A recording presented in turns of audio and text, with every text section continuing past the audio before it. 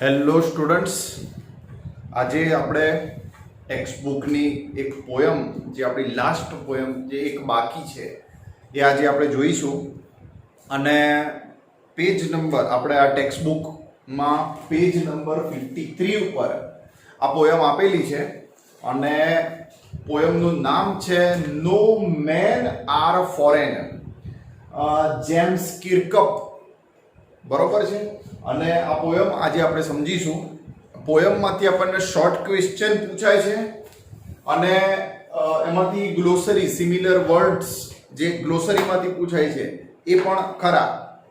પોયમને આપણે સમજીએ. એના નામ પરથી જુઓ, નો main are foreign. No main are foreign નો મતલબ થાય છે કે કોઈ પણ વ્યક્તિ પારકી નથી, પરદેશી નથી, વિદેશી નથી. નો મેન આર ફોરેન, આપણે કોઈ પણ દેશને ફોરેન કહીએ છીએ કારણ કે આપણે બધા દેશની વચ્ચે બધી બોર્ડર બનાવી દીધી છે. એટલે આપણે એવું સમજીએ કે આ આપણા દેશનો છે, આ આપણા દેશનો નથી, બીજા દેશનો છે. એવી રીતે આપણે એવું માનીએ છીએ, બધાને ફોરેનર કહીએ છીએ. એનું કારણ એવું છે કે આપણે બધી બોર્ડર બનાવી છે. પણ જો આપણે પોએટની નજરથી જોઈએ તો એ એવું કહે છે કે આખી પૃથ્વી જે છે એના બધા જ રહેવાસીઓ એક જ છે, બરોબર છે.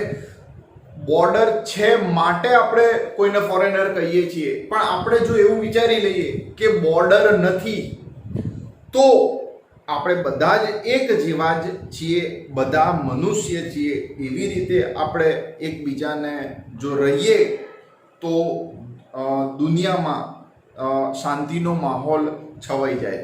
તો એ પ્રકારના વિચારો આપણે રાખવાના છે. પોયમની અંદર દરેક સ્ટાન્ઝામાં આપણને અલગ અલગ રીતે સમજાવવાનો પ્રયત્ન કર્યો છે કે આપણે જેને દુશ્મન સમજીએ છીએ, બીજા દેશના, કોઈ પણ દેશના લોકો કે જેને આપણે દુશ્મન સમજીએ છીએ, વાસ્તવિકતામાં આપણે બધા જ જોવા જઈએ તો આપણે સરખા જ છીએ. અને આપણે જો હળીમળીને એકબીજાને સમજીને રહીએ, એકબીજાની લાગણીને જો સમજીએ તો ક્યારેય યુદ્ધ જેવી પરિસ્થિતિ સર્જાય નહીં, એવું અહીંયા પોએટ સમજાવવા માંગે છે. આપણે પોયમને સમજીએ. પેજ નંબર 53 ઉપર છે, સમજી લઈએ. અહીંયા પોયમનું નામ છે નો મેન આર ફોરેન. કોઈ વ્યક્તિ પારકો, કોઈ વ્યક્તિ વિદેશી નથી. આખા પૃથ્વી પર કોઈ જગ્યાએ બોર્ડર નથી, બરોબર છે. અને આપણે બધા જ એક કુટુંબ જેવા છીએ. વસુધૈવ કુટુંબમ, જે આપણે સાંભળેલું છે કે સમગ્ર વિશ્વ એક કુટુંબ છે અને આપણે બધા જ કુટુંબના જ સભ્યો છીએ.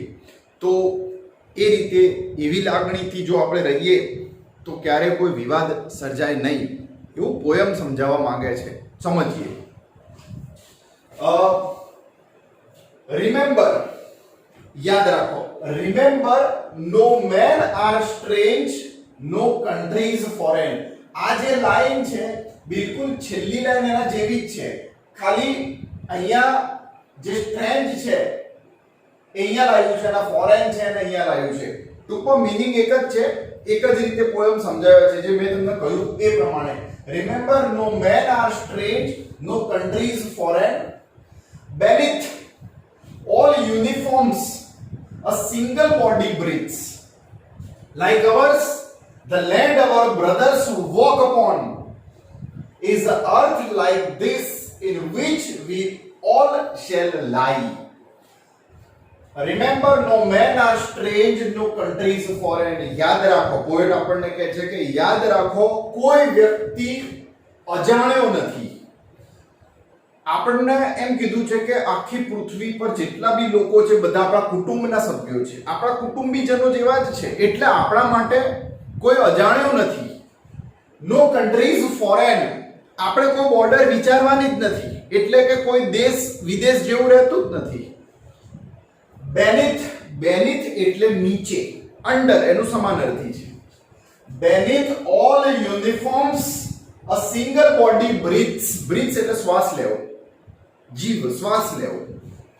અહીંયા કહે છે બેનિથ ઓલ યુનિફોર્મ્સ. યુનિફોર્મ કોણ પહેરે છે? તો યુનિફોર્મ અહીંયા જે મિનિંગ છે એમાં એમ કહે છે કે આપણા જે જુદા જુદા દેશ જે આપણે માનીએ છીએ, જે જુદા જુદા દેશ છે, એ દેશના જે સૈનિકો છે એ યુનિફોર્મ અલગ અલગ પહેરતા હોય છે. ધારો કે અમેરિકાનો સોલ્જર છે તો આપણે એના યુનિફોર્મ અમેરિકાના યુનિફોર્મ સોલ્જર્સના હોય છે. માની લો તમે ફ્રાન્સના સોલ્જર લઈ લો તો એનો યુનિફોર્મ હોય છે. ઇન્ડિયન સોલ્જર તો ઇન્ડિયન સોલ્જર્સના યુનિફોર્મ હોય છે. તો એવું એ કહે છે કે બેનીથ ઓલ યુનિફોર્મ્સ, બધા યુનિફોર્મની અંદર, પછી એ અમેરિકાનો સૈનિક હોય, ફ્રાન્સનો સૈનિક હોય કે ઇન્ડિયાનો સૈનિક હોય, એ યુનિફોર્મ એમના અલગ અલગ છે, પણ એની અંદર અ સિંગલ બોડી બ્રીથ્સ, પણ અંદર જે શરીર છે, જે શ્વાસ લેતું શરીર છે, એ તો બધાનું જ સરખું શરીર છે. લાઈક અવર્સ, આપણી જેમ જ the land our brothers walk upon is earth like this in which we all shall lie. આપણી જેમ જ આપણા ભાઈઓ, અહીંયા આપણે જેને વિદેશી કહીએ છીએ અથવા તો આપણે જેને આપણા દુશ્મન સમજીએ છીએ, પોએટે એમના માટે એક વર્ડ યુઝ કર્યો છે, બ્રધર્સ. બરોબર છે? એટલે એમ કહે છે કે આપણી જેમ આપણા ભાઈઓ પણ જે જમીન ઉપર ચાલે છે, is earth like this, એ જમીન પણ આપણા જેવી જ છે. જે જમીન અહીંયા છે એવી જ જમીન જે એ લોકો ચાલે છે, એ જમીન પણ એક જ છે, એક સરખી જ છે. in which we all shall lie, કે જેમાં આપણે બધાએ એક દિવસ સમાઈ જવાનું છે. અહીંયા એનો મિનિંગ એમ કે છે we all shall lie. એનો મિનિંગ એવો છે કે મૃત્યુ પછી આપણે બધાએ એ જ જમીનમાં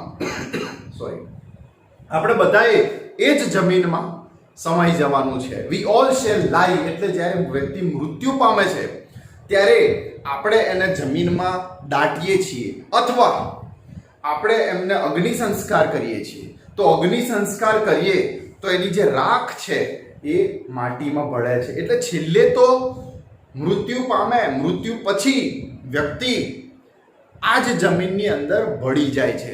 એટલે કે છે કે આપણા ભાઈઓ જે જમીન પર કામ કરે છે, જે જમીન ઉપર રહે છે, એ બિલકુલ આપણા જેવી જ છે જે જમીન પર આપણે રહીએ છીએ. અને મૃત્યુ પછી આપણે બધાએ આ જ જમીનની અંદર સમાઈ જવાનું છે. They too aware of sun, air and water are fed by peaceful harvest, by war's long winter starve.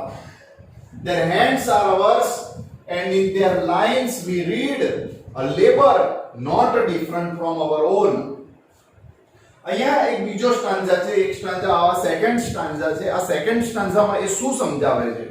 એવું કહે છે કે they એટલે એ લોકો જેને આપણે વિદેશી કહીએ છીએ, જેને આપણે કદાચ આપણે દુશ્મન કહીએ છીએ, એ લોકો માટે એમણે કીધું છે કે એ લોકોને પણ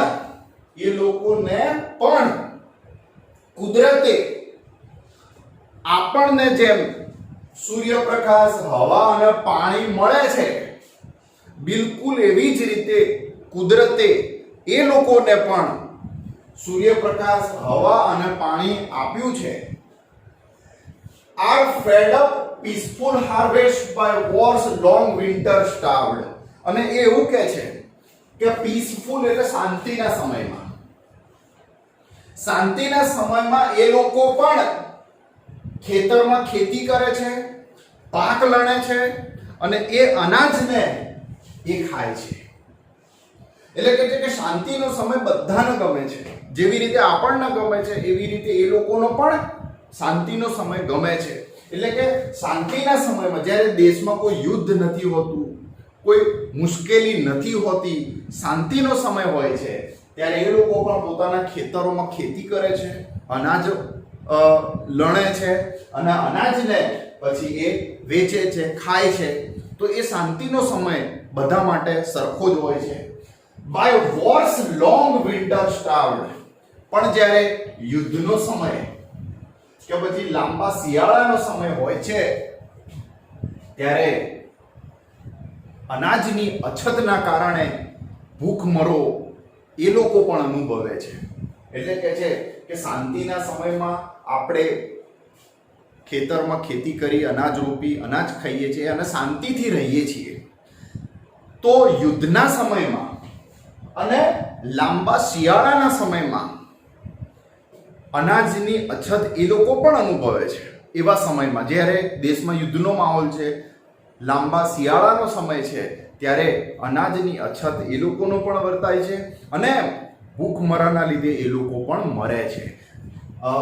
લોંગ વિન્ટર, શિયાળાના સમયમાં એ ઘણી જગ્યાઓ એવી છે કે જ્યાં બરફ છવાયેલો રહે છે, એટલે અનાજ પૂરતું મળતું નથી હોતું. લાંબો શિયાળો ચાલે ત્યારે તો ત્યારે અનાજની અછત વર્તાય છે, ઘણીવાર ભૂખમરો પણ થાય છે.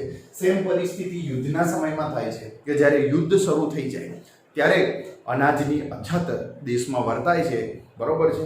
તો કહે છે કે શાંતિના સમયમાં એ લોકોને શાંતિ ગમે છે અને શાંતિથી રહે છે, પણ જ્યારે યુદ્ધનો માહોલ થાય, લાંબા શિયાળાનો સમય આવે તો અનાજની અછત વર્તાય છે અને ભૂખમરાના લીધે એ લોકો પણ મરતા હોય છે. Their hands are ours and in their lines we read a labor not different from our own. એમ કે છે કે એમના હાથ પણ આપણા હાથના જેવા જ છે. જે લેબર એટલે ખૂબ મહેનત કરવી, મજૂરી કરવી, એ લોકોના હાથ પણ આપણા જેવા જ છે, જે ખૂબ મહેનત કરે છે અને એટલી બધી મહેનત કરે છે કે એમના હાથમાં છાલા પડી જાય છે, નિશાનીઓ પડી જાય છે. એ લોકો પણ એવી જ મહેનત કરતા હોય છે જેવી મહેનત આપણે કરીએ છીએ, જે બિલકુલ આપણાથી જુદા નથી. A labour not different from our own. જે મહેનત આપણાથી કંઈ જુદી નથી. એ લોકોના પણ હાથ આપણા જેવા જ છે, ખૂબ મહેનત કરે છે, હાથમાં છાલા પડી જાય એવી મહેનત કરે છે અને બિલકુલ આપણાથી જુદા એ નથી. એવું અહીંયા આ બીજા સ્ટાન્ઝામાં સમજાવે છે. ત્રીજા સ્ટાન્ઝામાં એવું કહે છે, Remember, they have eyes like ours that wake or sleep, and strength that can be won by love. In every land is a common life that all can recognize and understand. અહીંયા એમ કહે છે કે remember, they have eyes like ours that wake or sleep. આપણી જેમ આંખો છે એમ આપણા જેવી જ એમની પણ આંખો છે, જે જાગે છે અને ઊંઘે છે. And strength that can be won by love. અને ભગવાને એમને પણ શક્તિશાળી બનાયા છે. સ્ટ્રેન્થ એટલે શક્તિશાળી. ભગવાને એ લોકોને પણ શક્તિ આપેલી છે અને એ શક્તિને આપણે પ્રેમ દ્વારા જીતી શકીએ છીએ. તો અહીંયા એમ કહે છે કે ભગવાને એમને પણ આંખો આપી છે, જે આંખ ઊંઘે છે અને જાગે છે, અને એ લોકોને પણ શક્તિ આપેલી છે અને એ શક્તિને આપણે પ્રેમ દ્વારા, સારા વ્યવહારથી આપણે એમને જીતી શકીએ છીએ. In every land is a common life that all can recognize and understand. અને બધી જ જમીન પર બધે જ એક કોમન વસ્તુ છે અને એ છે જીવન, લાઈફ, જે આપણે ઓળખી શકીએ છીએ. અને જો આપણે એમની લાગણીને સમજીએ, અન્ડરસ્ટેન્ડ એટલે સમજવું, અને જો આપણે એમની લાગણીને સમજીએ તો આપણી વચ્ચે ક્યારેય કોઈ સંઘર્ષ થાય નહીં. એવું એ અહીંયા સમજાવે છે. તો હવે ચોથો stanza. Let us remember, whenever એટલે જ્યારે જ્યારે, whenever we are told to hate our brothers, it is ourselves that we shall dispossess, betray and condemn. અહીંયા એમ કે છે પોએટ કે આપણે યાદ રાખવું જોઈએ કે જ્યારે જ્યારે આપણને આપણા ભાઈઓથી લડવાનું કહેવામાં આવે છે, નફરત કરવાનું કહેવામાં આવે છે, ત્યારે આપણે યાદ રાખવું જોઈએ કે આપણે હકીકતમાં આપણી જાતને જ ડિસ્પોઝેસ કરીએ છીએ, બિટ્રે અને કન્ડેમ કરીએ છીએ. એટલે કે ડિસ્પોઝેસ એટલે કોઈ વસ્તુથી વંચિત રાખવું, કોઈ વસ્તુનો ઉપયોગ ના કરવા દેવો. આપણે આપણે આપણી જાતને જ દગો આપીએ છીએ અને આપણે આપણી જાતની જ નિંદા કરીએ છીએ. એનો અર્થ એવો એ સમજાવે છે કે જ્યારે આપણને કહેવામાં આવે છે પોલિટિશિયન્સ દ્વારા કે કોઈ અન્ય રીતે આપણને જ્યારે એમ કહેવામાં આવે છે કે આપણે હવે આ દેશના લોકોને ધિક્કારવાના છે, ત્યારે વાસ્તવમાં આપણે જે એમની જોડે કરી રહ્યા છીએ એ વસ્તુ હકીકતમાં આપણે આપણી જોડે જ કરી રહ્યા છીએ. ડિસપોઝેસ એટલે વંચિત રાખવું. જો યુદ્ધ થાય છે તો આપણે આપણી વસ્તુઓ એમને નથી વેચતા અને એમની વસ્તુઓથી આપણે વંચિત રહી જઈએ છીએ. આપણે આપણી વસ્તુથી એમને વંચિત રાખીએ છીએ. ડિસપોઝેસ કે આપણી કોઈ સારી વસ્તુ છે તો આપણે ત્યાં નથી મોકલતા, એટલે કે આપણે આપણી વસ્તુથી એમને વંચિત રાખ્યા, તો એ લોકોની બી કોઈ વસ્તુથી આપણે વંચિત રહીએ છીએ. તો કહે છે કે આપણે જે હકીકતમાં એમની જોડે કરી રહ્યા છીએ, વાસ્તવમાં આપણે આપણી જ જોડે એ કરી રહ્યા છીએ. આપણે આપણી વસ્તુથી એમને વંચિત રાખીશું તો એ લોકોની કોઈ વસ્તુથી આપણે પણ વંચિત જ રહીશું ને. બીટ્રે એટલે દગો આપવો. આપણે આપણી જાતને દગો આપી રહ્યા છીએ અને આપણે આપણી પોતાની જ નિંદા કરી રહ્યા છીએ. તો યુદ્ધના સમયમાં અથવા તો યુદ્ધ થાય છે ત્યારે કોઈનો પણ ફાયદો નથી થતો એવું એ સમજાવવા માંગે છે કે બંને બાજુ બંને લોકોને, બંને દેશના લોકોને હંમેશા નુકસાન જ થતું હોય છે. છેલ્લો પેરેગ્રાફ, છેલ્લો સ્ટાન્ઝા. રિમેમ્બર વી હુ ટેક આર્મ્સ, આર્મ્સ એટલે હથિયારો, અગેન્સ્ટ એટલે ની વિરુદ્ધમાં, each other, it is the human earth that we defile.